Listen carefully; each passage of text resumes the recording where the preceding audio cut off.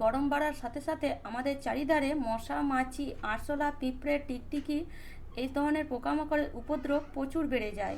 বিশেষ করে মশার উপদ্রব প্রচুর বেড়ে যায়। আর এই মশার হাত থেকে বাঁচার জন্য আমরা বাজার থেকে নানান রকম কেমিক্যালযুক্ত ওষুধ, মসকুইটো, মর্টিন এইসব কিনে আনি। কিন্তু বিশ্বাস করুন, এগুলো আমাদের শরীরের জন্য একদমই ভালো নয়, বিশাল ক্ষতিকারক। যদি বাড়িতে ছোট বাচ্চা থাকে, বয়স্ক মানুষ থাকে, তাহলে কেমিক্যালযুক্ত যে কোনো ওষুধ ব্যবহার করা একদমই উচিত নয়। তাই আজ আমি আপনাদের জন্য নিয়ে এসেছি মশা তাড়ানোর একদম ঘরোয়া দুটো পদ্ধতি আমি দেখাবো। দুটো পদ্ধতির মধ্যে যে কোনো একটা পদ্ধতি আপনারা ইউজ করতে পারেন। একটা পদ্ধতি যদি আপনারা ইউজ করেন, বিশ্বাস করুন আপনার বাড়ি ছেড়ে কিন্তু সব মশা 100% পালিয়ে যাবে। তো দেখুন, এখানে আমি নিয়ে নিয়েছি ঘরে থাকা উপকরণই। যেমন ধরুন, নিয়ে নিলাম হাফ চামচ পরিমাণে মেথি আর তার সাথে হাফ চামচ পরিমাণে জোয়ান। দুটো জিনিসকে নিয়ে নিলাম একটা মিক্সি জারের মধ্যে। এবার এটাকে আধ ভাঙা করে পিষে নেব। তো দেখতেই পাচ্ছেন, দেখুন এটাকে আমি আধ ভাঙা করে পিষে নিয়েছি। এরকম আধ ভাঙা করে পিষে নেবেন।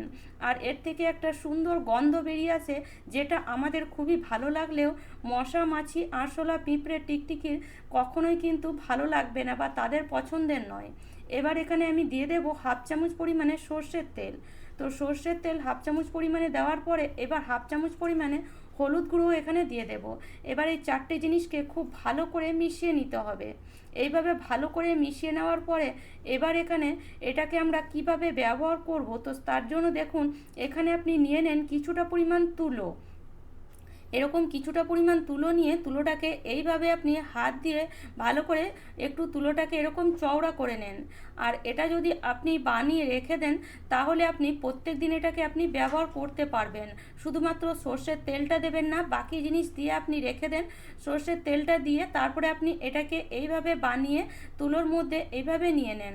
আর নেওয়ার পরে তুলোটাকে এইভাবে একটু গোল করে একটা প্রদীপের মতন তৈরি করে নেন। আর বাকি যে সর্ষের তেল আর যে হলুদটা ছিল সেটাকেও আমি নিয়ে নিয়েছি। এবার নিয়ে নেব আমি একটা প্রদীপ, মাটির প্রদীপ বা যে কোনো প্রদীপ নিয়ে নিতে পারেন। এবার তার সাথে এক টুকরো কর্পূর এইভাবে ভেঙে এই তুলোর চারিধারে এইভাবে দিয়ে দেন। এতে কিন্তু এর গন্ধটা আরও কড়া হয়ে যাবে। তো এই ঘরোয়া রেমেডিগুলি একবার হলেও ব্যবহার করে দেখুন, বিশেষ করে আপনার বাড়িতে থাকা ছোট বাচ্চা, বয়স্ক মানুষদের জন্য। কেননা তাদের কিন্তু প্রচুর ক্ষতি হয় যখন আপনি বাড়িতে কয়েল ব্যবহার করেন বা কোনো ধোঁয়াদার জিনিস ব্যবহার করেন। কিন্তু এই ঘরোয়া রেমেডি যদি ব্যবহার করেন, বিশ্বাস করুন কিছু ক্ষতি হবে না আপনাদের শরীরে, আর কিছুই ক্ষতি হবে না আপনার বাচ্চার বা বয়স্ক মানুষের। তো দেখুন এভাবে এটাকে কিছুক্ষণ জ্বালিয়ে পুরো ঘরে এদিকে সেদিকে ঘুরিয়ে নেন। এর থেকে যে একটা স্মেল বেরোবে, তার কারণেই কিন্তু আমাদের বাড়ি ছেড়ে সব মশা পালিয়ে যাবে। তো দেখুন এটাকে আমি এভাবে নিয়ে নিয়েছি। আর এটা যখন একদম পুরো জ্বলে যাবে, তারপরে যে ধোঁয়াটা বের হবে, সেই ধোঁয়াটা আপনি বাড়ির চারিধারে বাইরের দিকে দিয়ে দেন। বাড়ির চারিধারে বাইরের দিকে যখন এই ধোঁয়াটা দেবেন, বাইরে থেকে যে মশাগুলো ঘরে আসতো তারা কিন্তু আর আসবে না। তো এইভাবে আপনি এই একটা টিপস বানিয়ে দেখুন, 100% কাজ করবে। আর আপনার বাড়ি ছেড়ে মশা কিন্তু পালিয়ে যেতে বাধ্য হবে।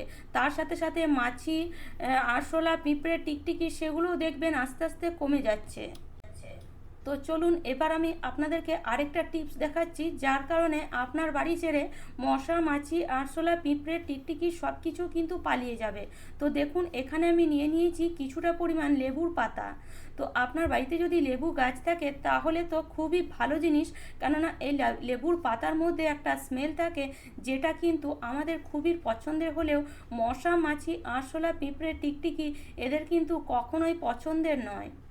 আর যদি লেবু পাতা বা লেবুর গাছ না থাকে বা না পান লেবুর পাতা, তাহলে আপনি এর বদলে লেবুও ব্যবহার করতে পারেন।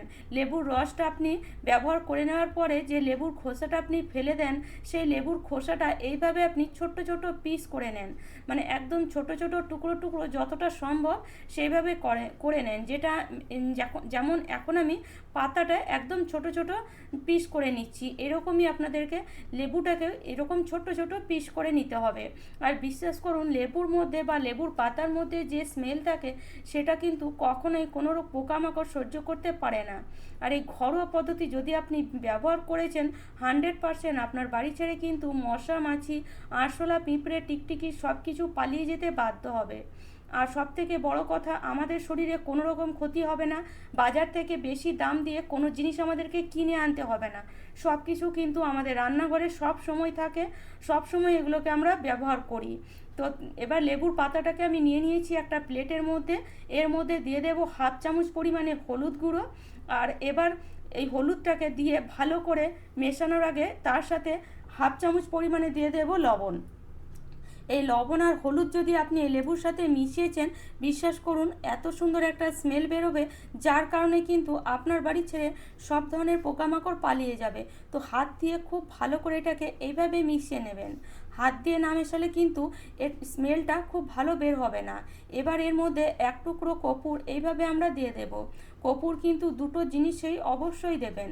তো দেখুন, এভাবে কর্পূর দিলে কিন্তু এর যে স্মেলটা আরও কড়া হয়ে যায়, আর যার কারণে আমাদের বাড়ি ছেড়ে সব ধরনের পোকামাকড় পালিয়ে যেতে বাধ্য হয়। তো এবার এটাকে আমরা কিভাবে ব্যবহার করব?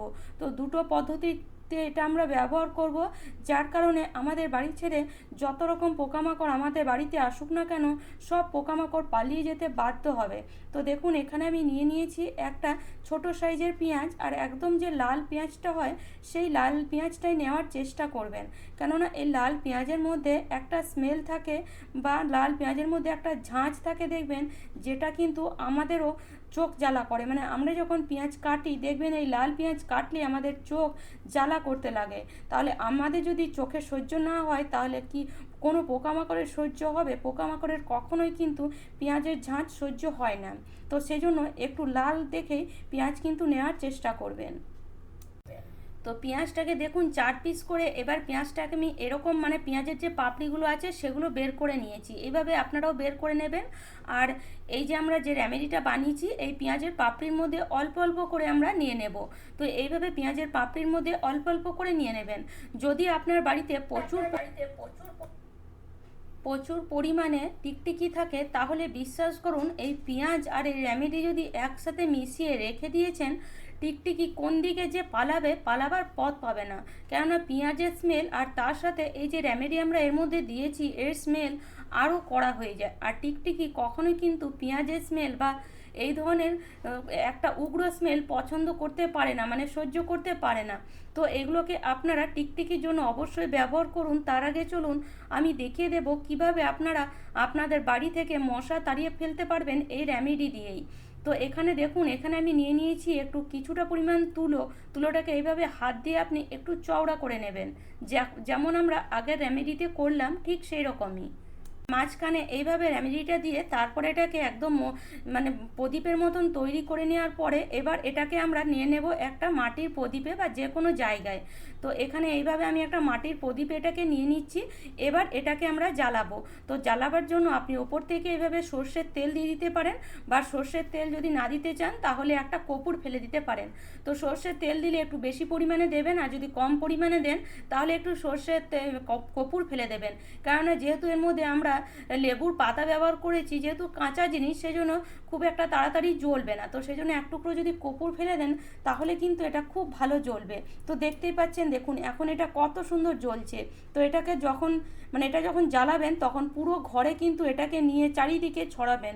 ঘরের কোনায় কোনায় কিন্তু এর গন্ধ যেন পৌঁছায়, সেটা কিন্তু আপনি চারিদিকে ছড়িয়ে ছড়িয়ে কোনায় কোনায় গন্ধ পৌঁছাবেন।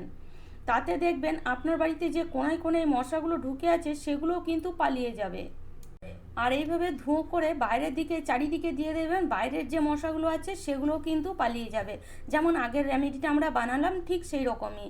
এবার যে পেঁয়াজের মধ্যে যে রেমেডিটা রেখেছেন সেটাকে আপনি যদি বাড়িতে টিকটিকি থাকে, আরশোলা থাকে, ইঁদুর থাকে, তাহলে এইভাবে একটা একটা করে এক এক জায়গায় রেখে দেন।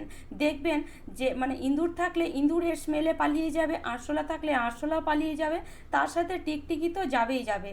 তো এইভাবে যদি আপনি এই ঘরোয়া রেমেডি ইউজ করেন তাহলে আপনার কোনো ক্ষতিও হবে না, আর আপনার বাড়ি ছেড়ে কিন্তু সব ধরনের পোকামাকড় পালিয়ে যেতে বাধ্য হবে। তো এইভাবে ঘরোয়া রেমেডি ইউজ করুন, যাতে আপনাদের বা আপনাদের বাচ্চাদের কোনো ক্ষতি না হয়। তো আশা করি বন্ধুরা আজকের টিপসটি আপনাদের কাজে আসবে। আর আমার টিপস যদি আপনাদের এতটুকু ভালো লেগে থাকে তাহলে অবশ্যই লাইক করবেন, শেয়ার করবেন। চ্যানেলে নতুন হয়ে থাকলে চ্যানেলটিকে অবশ্যই সাবস্ক্রাইব করে নেবেন এরকম নিত্য নতুন টিপস দেখার জন্য। তা